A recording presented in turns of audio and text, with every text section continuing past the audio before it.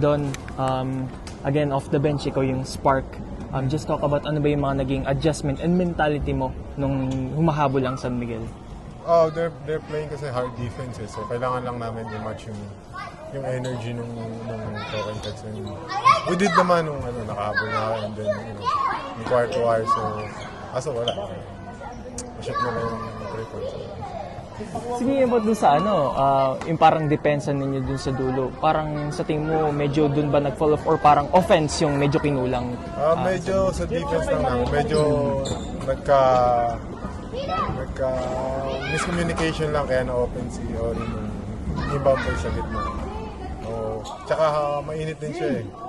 Wide open. Isa sa napansin ko in this governors ko, parang ikaw yung number 1 contributor ng San Miguel off the bench. Wala, parang in-embrace ko na yung role na yun eh. Diba? Parang yun na yung parang naging mentality ko eh. Pagpasok ng game. Paglabas ng first 5 and then kami. Parang yun na yung naging mentality ko. Kailangan kong miss-score and ma-contribute sa Possibly ba by the end, 6th man of the year? Gusto mo ba? I don't know. Malay natin. Back to back, di ba? Sana. Thank you so much.